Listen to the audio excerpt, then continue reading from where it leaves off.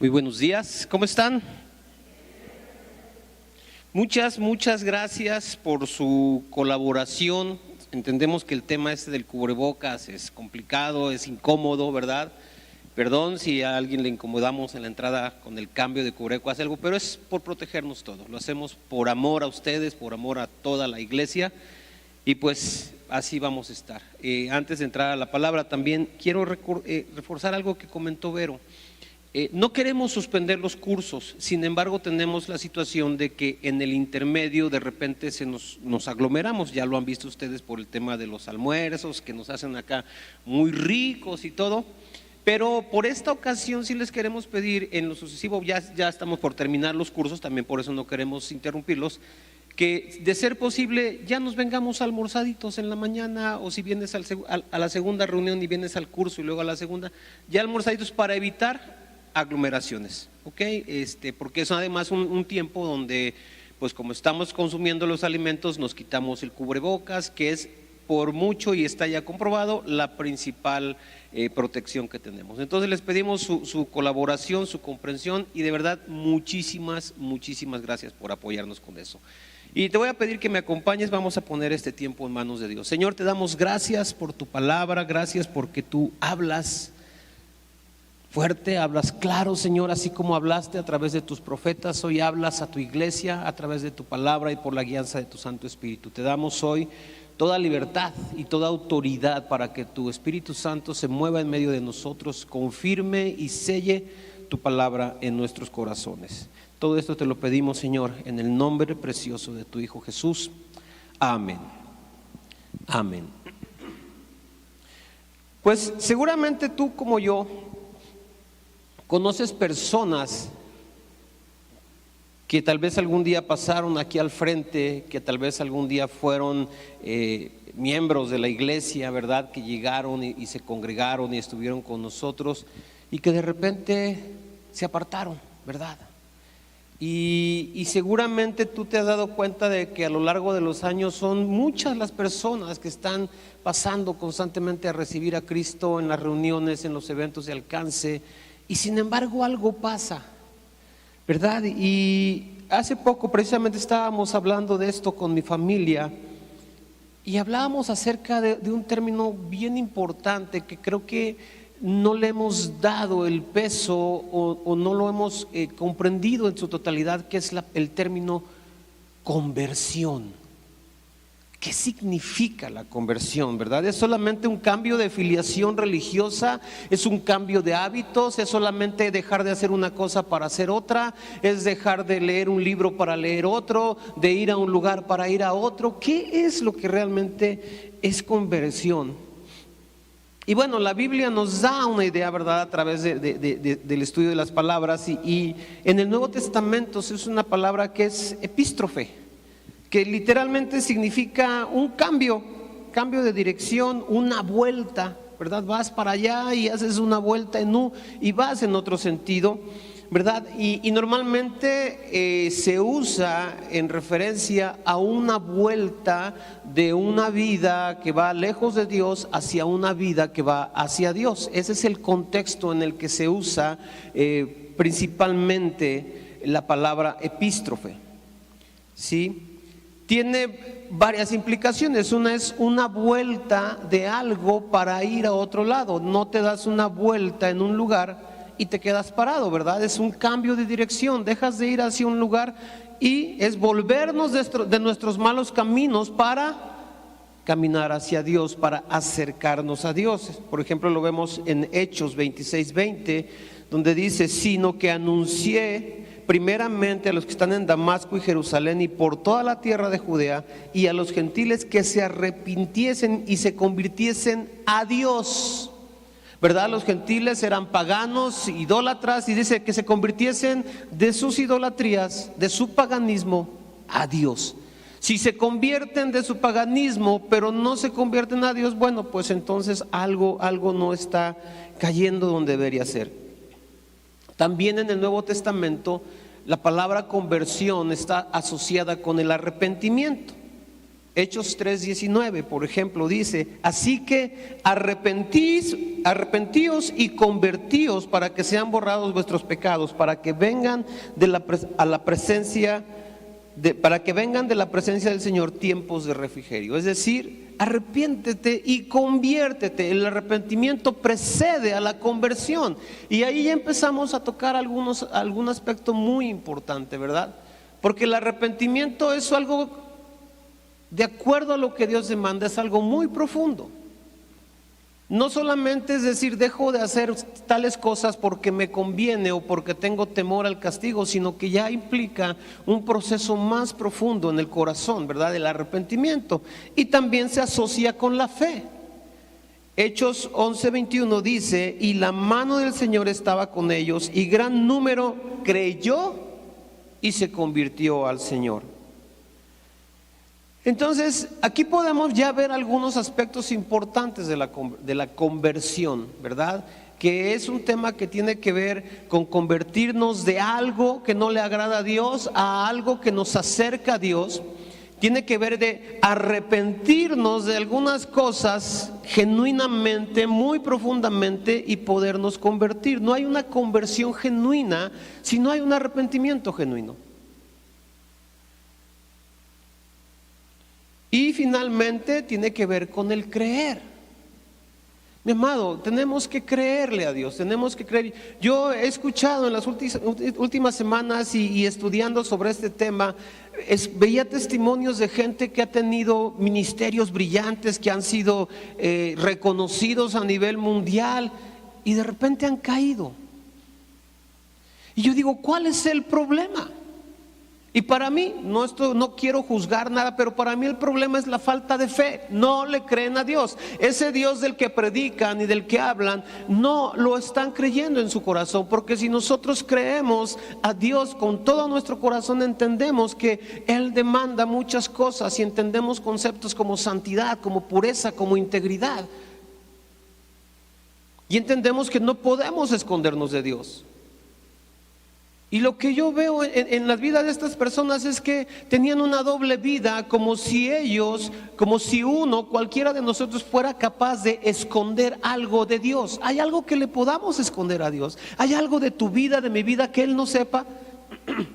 Es más seguro que hay cosas de mi vida que yo no sé, pero que Él las sabe perfectamente, ¿verdad? Entonces aquí vemos que la conversión entonces es mucho más que simplemente hacer un acto. Y ahora aquí la pregunta que también me venía a mí es, bueno, entonces la conversión ¿es un momento decisivo o es un proceso? Y nosotros vemos en la Biblia, en el ejemplo de Saulo de Tarso, pasó un momento crucial en su vida, tuvo un encuentro definitivo y definitorio con Jesús, cara a cara. Y Pablo cambió radicalmente después de ese encuentro, pero también vemos que Pablo fue guiado por los apóstoles, fue formado por los apóstoles. De hecho, tuvo que llegar y someterse primero. Le dijeron, ve a casa de Cornelio y él va a orar por ti, de Ananías, y él va a orar por ti. Y entonces fue, y Ananías no quería: Señor, pero si este nos persigue y nos ataca y tú dices que yo ore por él. Y Dios le dijo, el instrumento escogido me es este. Entonces hubo un momento que marcó la vida de Pablo, pero hubo un proceso también que ayudó a confirmar la conversión que estaba ocurriendo en su corazón. Y para mí este es el modelo que Dios usa. Yo creo que todos tenemos un momento donde decimos un parteaguas. Así como Jesucristo partió la historia en antes y después con su nacimiento, en la vida de cada uno de nosotros hay un momento, un año cero, un momento, un minuto cero, donde decimos, este fue mi encuentro con Dios. Pero después vino un proceso donde se certificó, donde se asentó, donde empezamos a tomar decisiones. Hace tiempo platicábamos con un matrimonio muy joven que está conociendo a Dios, y yo les decía, estás en el proceso. Y parte de ese proceso es que primero Dios te arropa, te sana, te cura, te ministra, pero llega el momento en que tú tienes que empezar a dar. Y llega el momento en que Dios empieza a demandar de ti. Porque es la única manera en la que vas a crecer y en la que realmente vas a confirmar las decisiones que estás tomando. Nuestras decisiones tienen que ser probadas. Nuestras decisiones tienen que ser probadas, porque así como si se prueba el oro y la plata, que tienen un valor solamente terrenal, pues con mucha más razón Dios va a probar y a refinar, como dice su palabra, aquellas cosas que tienen un peso eterno en nuestras vidas. Entonces, la conversión tenemos que entenderlo desde la perspectiva de que es algo que se detona en un momento determinado y que inicia un proceso, pero no podemos decir que es mucho tiempo después, sino que el proceso nos lleva a tomar decisiones en el corto plazo, que pueden afirmar y que pueden certificar nuestra conversión genuinamente, pero también nos pueden enseñar dónde estamos flaqueando y cuáles son las áreas débiles. Todos tenemos áreas, ¿verdad?, donde a lo mejor no nos cuesta tanto obedecer a Dios, pero hay otras áreas que dices, ay, qué difícil es esto. Qué difícil es esto. Y a veces es más fácil dejar de tomar o dejar de adulterar que cambiar mi manera de hablar o mi manera de tratar a mi familia. Para algunas personas no les cuesta mucho ser generosos, ¿verdad? Pero les cuesta mucho trabajo leer la palabra. O a lo mejor les encanta, a mí por ejemplo me encanta leer la palabra y de la historia de la iglesia y de muchas cosas, pero a lo mejor me cuesta orar, o a lo mejor me cuestan los tiempos de ayuno. Pero la conversión, mi amado, tenemos que tomarla como un sinónimo de salvación. Si no hay una conversión genuina, entonces yo no sé qué tan seguro puedo estar acerca de mi salvación.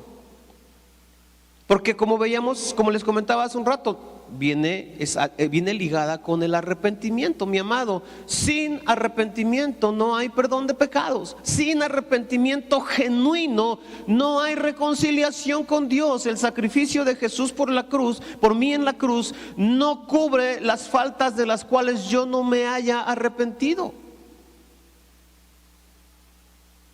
Entonces, este proceso de conversión tiene que ver con algo muy importante, que es nuestra salvación.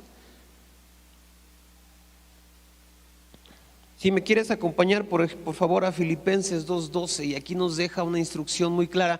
Y no quiero entrar en temas teológicos a debatir que si se pierde, si no se pierde, pero aquí dice muy claramente Filipenses 2:12: por tanto, amados míos, como siempre habéis obedecido, no como en mi presencia solamente, sino mucho más ahora en mi ausencia, ocupaos en vuestra salvación con temor y temblor. Tengo que atesorar mi salvación. Tengo que entender que la salvación es el mayor regalo que yo he recibido de Dios, porque todas las bendiciones que vienen a mi vida y la posibilidad de estar toda una eternidad en el reino de Dios vienen a través de que yo he recibido salvación.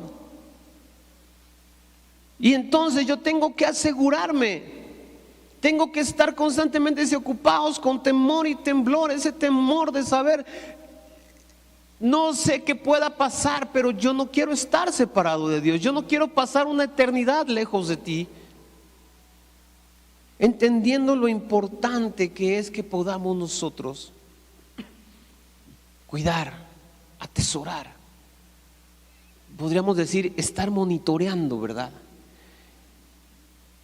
Y como te decía hace un momento, lamentablemente nosotros vemos muchos casos de personas que tienen un ímpetu al inicio y que vienen y se congregan, o que son incluso personas de mucho tiempo que han tenido ministerios muy grandes y han caído y han perdido todo. Y tiene que ver porque no están vigilando su conversión, no están monitoreando. Todos los ingenieros que hay por aquí saben que en los procesos, ¿verdad?, se establecen, pero no es pues ya puse el proceso y órale, que corra solito. Lo están monitoreando y lo están vigilando y están checando que si subió la presión, que si esto, que si lo otro, que si no, ¿verdad? Entonces nosotros tenemos que estarnos ocupando, y una manera de ocuparnos de nuestra salvación es estar escudriñando constantemente nuestro corazón, nuestra vida. Y hoy te quiero dar 3 aspectos que yo considero nos pueden ayudar a decir, ¿cómo está mi conversión?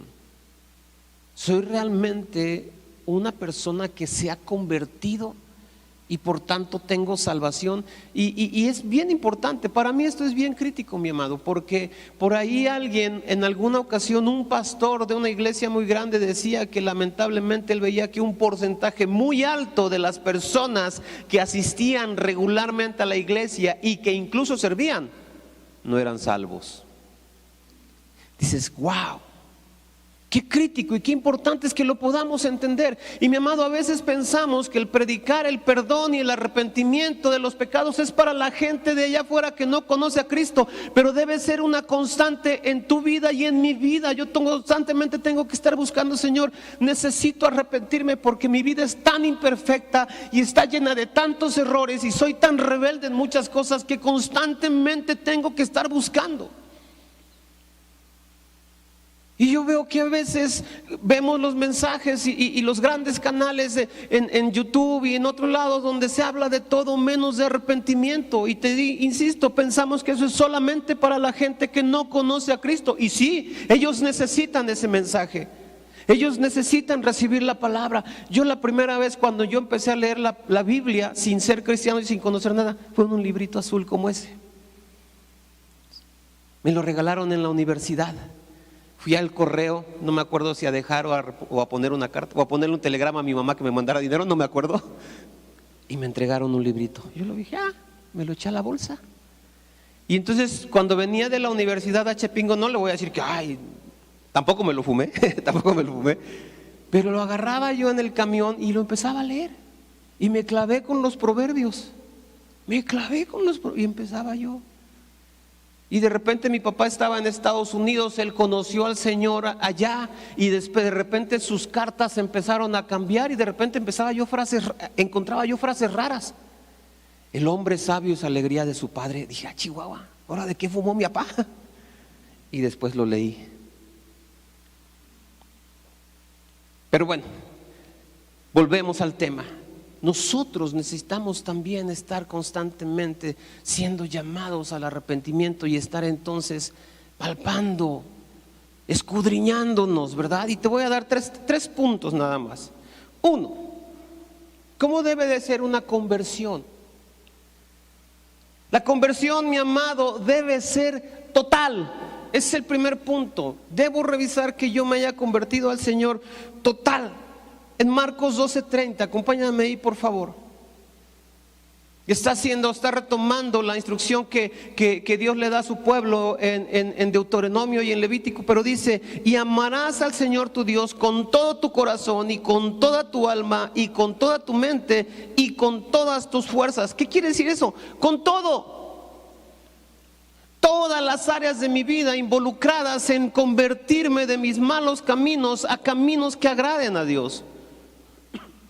Dice, con toda tu alma. Mis emociones tienen que estar rendidas a Dios. Mi amado, tristemente hay gente que se va de la iglesia porque es que me lastimaron, es que no hay amor. Perdóname, a Cristo lo lastimaron más y Él no abandonó a su iglesia. Es que me ofendieron. Mi amado, tú y yo le hemos ofendido más a Él y Él no nos ha abandonado, no ha dado la vuelta y dice, ya no quiero nada con ellos. Incluso sigue insistiendo. Yo le di la vuelta tantas veces. Me decía una amiga de la familia hace algún tiempo y dice, ¿cómo nos costaste trabajo tú? Orábamos y parecía que entre más orábamos, más monte agarrabas.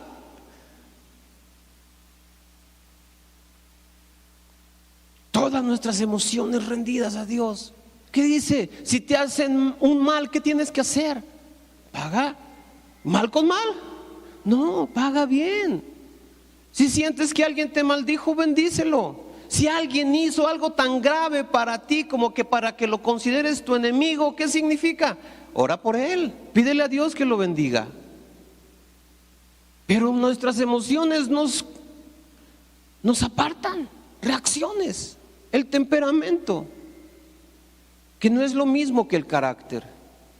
El carácter tiene templanza, el carácter tiene dominio propio, el temperamento explota. Con toda tu mente. Dice la palabra, llevando todo pensamiento cautivo en obediencia a Cristo. Y a veces creemos que pensamos mejor que Dios y que tenemos mejores ideas que Dios, pero tenemos que aprender a rendir. También implica que a veces creemos que es la ciencia contra Dios, pero mi amado, la ciencia lo único que hace es estar confirmando la creación de Dios y decir hay muchas cosas que no podemos entender. Y yo digo, pues nunca las vas a entender porque nuestra mente nunca va a alcanzar a comprender la mente de Dios.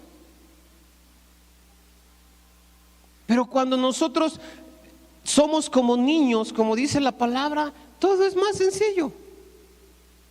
Hace poco platicaba con una niña de la escuela y todo eso y me estaba diciendo que sacó muy buena calificación en matemáticas. Y yo le decía, las matemáticas son geniales. Digo, y hay dos cosas, para mí, eso no es doctrina, eso es mi opinión, hay dos cosas que nos reflejan perfectamente a Dios y son las matemáticas y es la música. Porque en este mundo todo se rige por leyes. Las cosas que el hombre no ha alcanzado a entender es porque no ha podido descubrir las leyes que las rigen. Pero todas las cosas se rigen por leyes establecidas por Dios.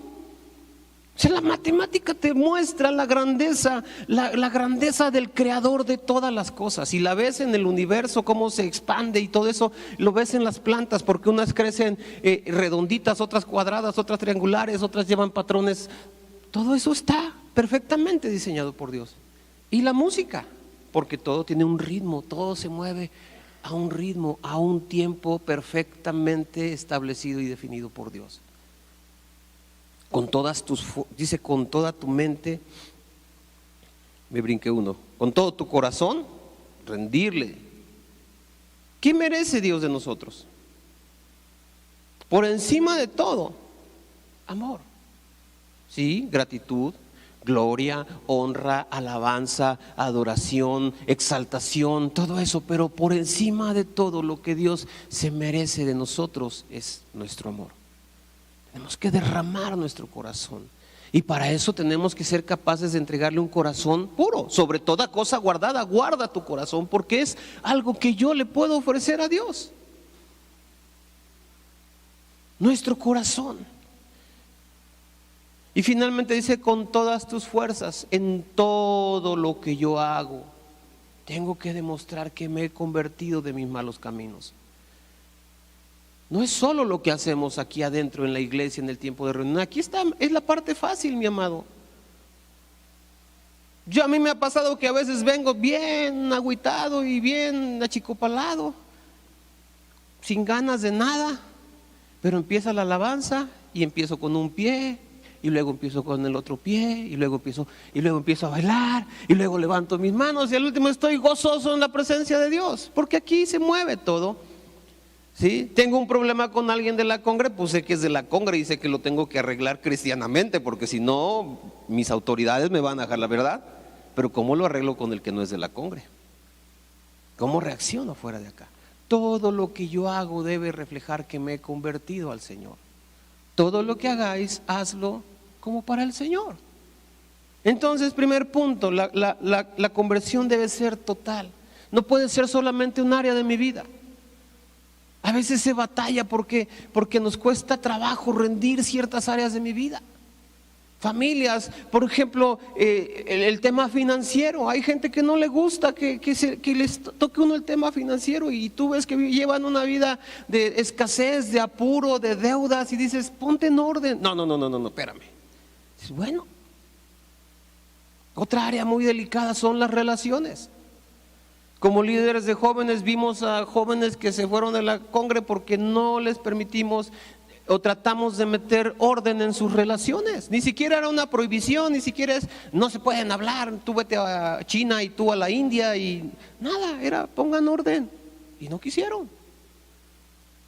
Gente que se volteaba en contra porque aún dentro de la iglesia había bolitas, por ejemplo, a veces que tratábamos de separar porque sabíamos que entre ellos no se edificaban mutuamente. No eran malos chicos, eran cristianos y todo eso, pero la influencia entre ellos no era muy buena.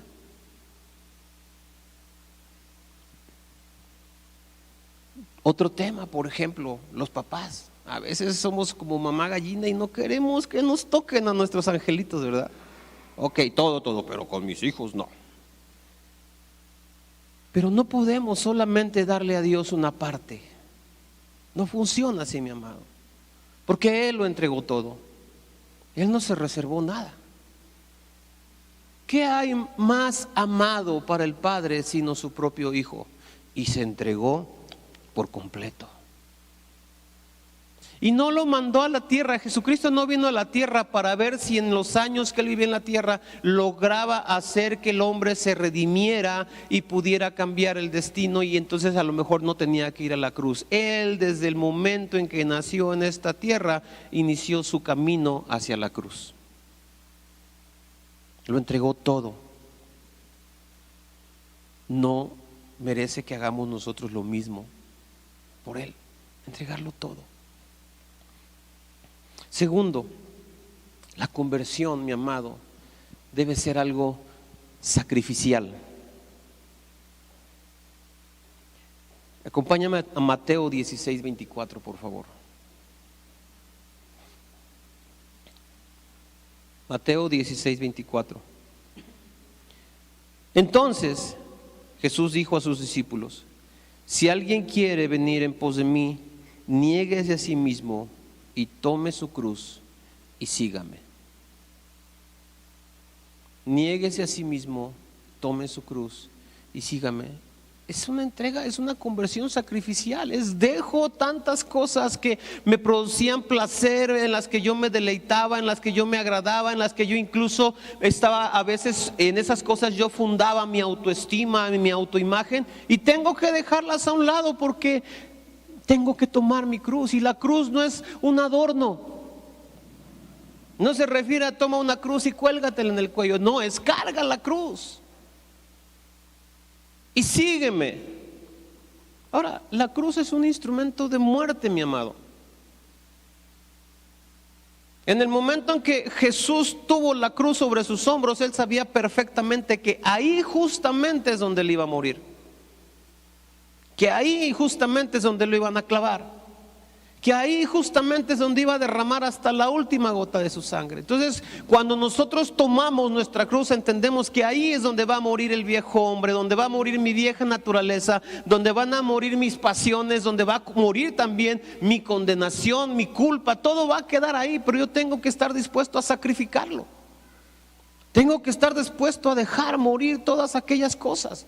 No podemos ser unas personas realmente convertidas al Señor, realmente conversos, viviendo en una vieja naturaleza. No se puede. Mi vieja naturaleza es el principal enemigo de mi conversión. Tengo que asegurarme. Romanos 12:1 dice: así pues, hermanos, que os ruego por la misericordia de Dios, que presentéis vuestros cuerpos en sacrificio vivo, agradable a Dios, que es vuestro culto racional. Ahora, no estamos hablando de un sacrificio de expiación. Ese lo hizo Jesús, es más que suficiente. Cualquier sacrificio de expiación que nosotros pudiéramos hacer es inútil.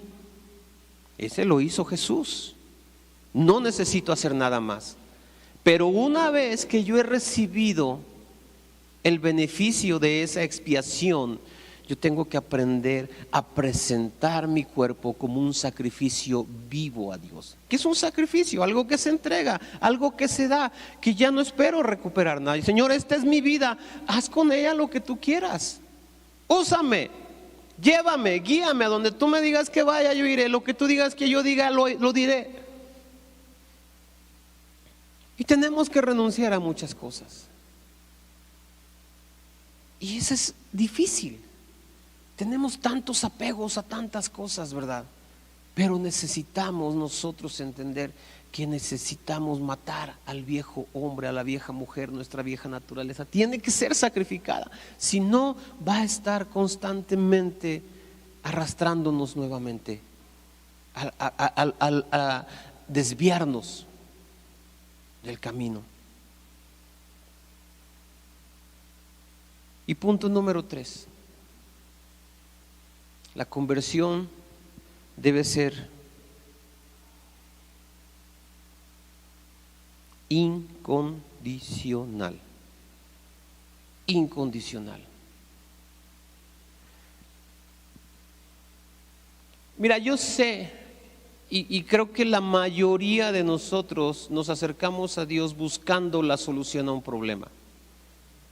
Yo incluso he leído historias de grandes personajes y grandes ministros que en un momento de desesperación dijeron: Señor, si tú eres real, sálvame de esta situación y yo te voy a servir. Yo entiendo que muchas veces es la necesidad, es la urgencia, es la aflicción lo que nos hace acercarnos a Dios. Y no nos acercamos buscándolo a Él, nos acercamos buscando su favor. Lo entiendo y en cierta medida creo que es hasta normal. Es una de las maneras en las que Dios se revela en nuestras vidas. No es que Dios mande la calamidad para quebrarte, no. Dios usa la calamidad en la que a veces nosotros mismos nos metemos, ¿verdad? Muchos de los problemas son problemas en los que nosotros solitos nos metemos. Pero Dios usa eso para llamar nuestra atención y para atraernos a Él. Pero no podemos quedarnos ahí por siempre. No podemos decir entonces mi relación con Dios es: tú me das y entonces yo te sirvo, tú me das, yo te sigo, tú me das, yo te honro, tú me das, tú haces a favor de mí, tú me bendices y entonces yo soy tu siervo y yo estoy aquí. No puede ser así.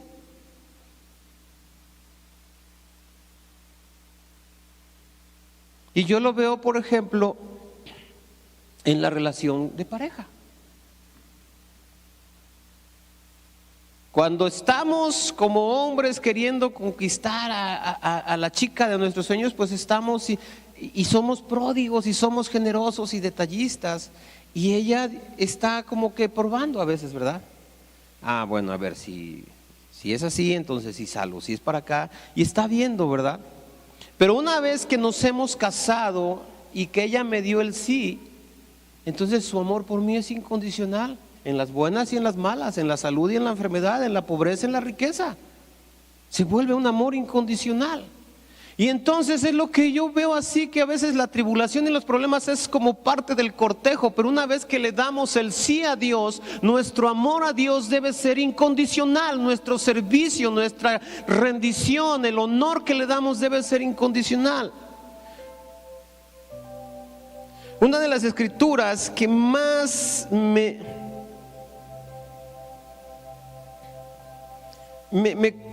conmovió fue el libro de Job. Cuando yo empecé a leer la Biblia, yo decía: este hombre, ¿qué tiene en la cabeza? Empezando sus problemas, vienen y le dicen: ¿sabes qué? Primero tus haciendas, luego tu ganado, luego tus hijos. Y él, en lugar de clamar, dice en Job 1:21, dijo: desnudo salí del vientre de mi madre y desnudo volveré a ella. Jehová dio y Jehová quitó. Bendito sea el nombre de Jehová por siempre. Y a veces nosotros bendecimos a Dios solo si nos da, pero no cuando nos quita. Pero pasamos por situaciones. Más adelante en el capítulo 2 está todo traqueteado y viene su mujer y le dice: ¿todavía mantienes tu integridad? Ya, maldice a Dios y muérete. Y él le dice: ¿qué? ¿Recibiremos el bien de Dios, el bien, y el mal no lo recibiremos? O sea, solo en las buenas. Mi esposa va a estar conmigo solo en las buenas. Ella ha estado conmigo en las malas y en las peores.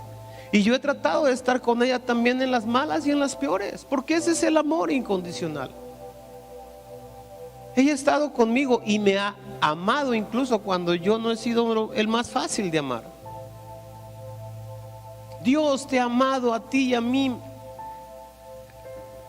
en el peor momento de nuestra vida, cuando nuestra condición era lo más bajo y lo más vil. El amor de Dios perfecto, incondicional, estuvo sobre nosotros.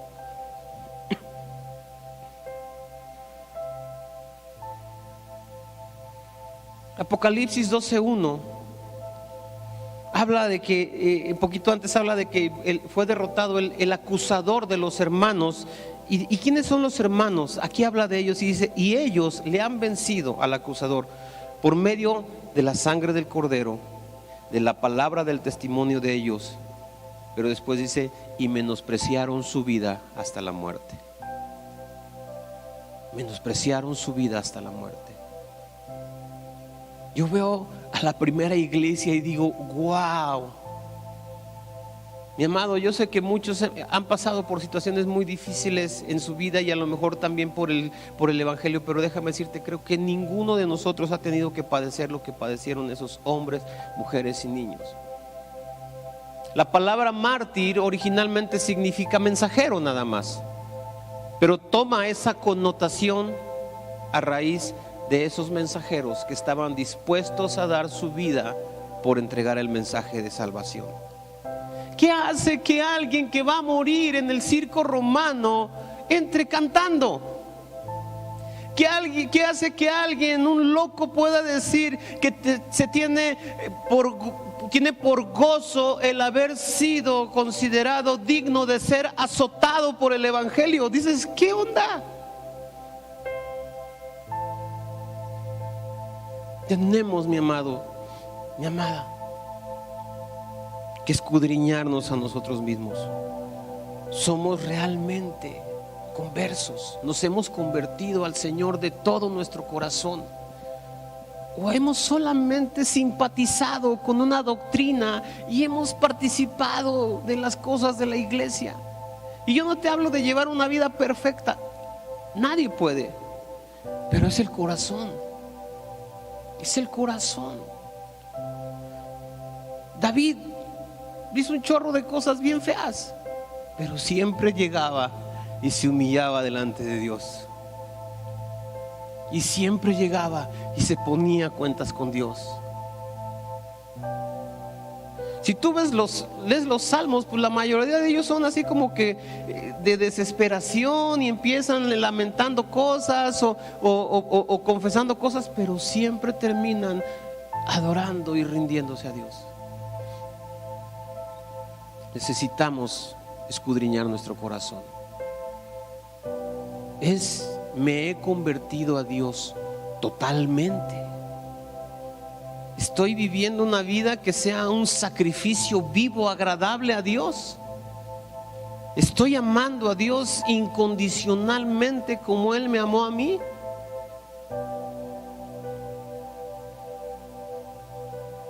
Y creo que si nos ocupamos de esas tres cosas, podemos nosotros estar convencidos de nuestra salvación. Yo no quiero poner en duda la salvación de nadie, no soy nadie yo para hacerlo. Dios es el que juzga y Dios es el que ve, pero Dios es el que escudriña nuestros corazones y Él es el que te puede confirmar si hay algo que debes esforzarte más para establecer bien en tu vida. Hay áreas que a lo mejor no estamos rindiendo a Dios. Hay áreas que no hemos podido matar en nuestra vida del viejo hombre, de nuestra vieja naturaleza. O todavía estoy viendo a Dios solamente como el que me resuelve cosas, el que me da, el que me saca de problemas. Porque Dios es mucho más que eso, mi amado. Dios es un Padre. Dios es un Padre y Él quiere todo nuestro ser, todo nuestro corazón, que todo lo que hagamos busque darle gloria a Él. ¿Por qué no te pones de pie, por favor? Vamos a orar. Y Señor, te damos tantas gracias, porque nos has redimido, porque nos has llamado, porque nos has adoptado, Señor.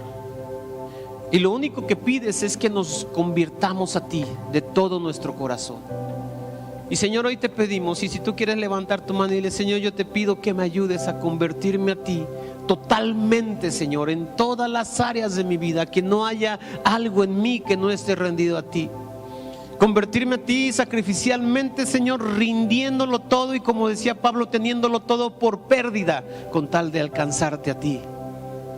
Que me pueda convertir a ti incondicionalmente, Señor, sabiendo que al final todas las cosas ayudan para bien a aquellos que te aman, pero sabiendo también que tu voluntad es buena, es agradable y es perfecta. Nos rendimos a ti, Señor, y ayúdanos a convertirnos verdaderamente en tus discípulos, en tus hijos. Y ahí, ¿cómo estamos? No sé si hay alguien que viene hoy por primera vez y no se ha convertido al Señor. O si la gente que está conectada en YouTube, no te has convertido al Señor genuinamente en tu corazón. Hoy te invito a que lo hagamos. Y todo empieza, como hablaba hace un momento, es un momento decisivo que detona un proceso en nuestras vidas. Y ese momento puede ser hoy, y es a través de una muy sencilla oración que salga de nuestro corazón. Entonces, si gustas repetir después de mí: Padre Celestial, te doy gracias por haberme amado incondicionalmente. Gracias porque a pesar de todos mis pecados, tu amor por mí permaneció fiel. Y por ese amor enviaste a tu Hijo Jesucristo a nacer de una virgen y a morir en una cruz por mis pecados. Hoy confieso, Señor, que Cristo murió por mis pecados, pero resucitó al tercer día y está sentado a tu diestra. Y por su sacrificio yo he sido perdonado y hoy soy llamado tu Hijo nuevamente. Gracias, Señor, por perdonarme mis pecados. Gracias, Señor, por quererme, aceptarme y amarme, y por desear convertirme en un hijo tuyo. En el nombre de Jesús. Amén. Que Dios les bendiga. Muy buenas tardes.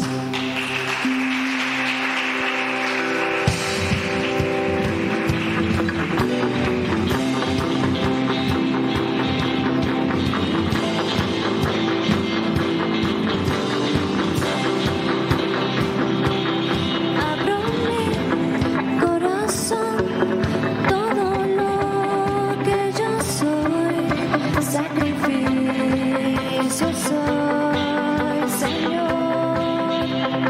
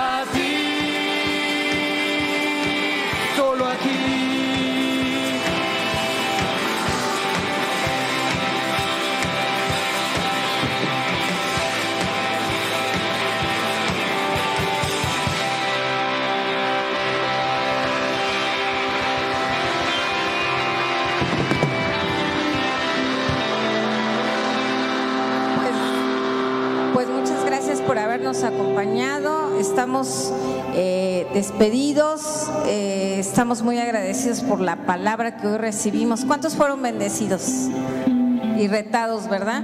Bueno, pues solo me queda recordar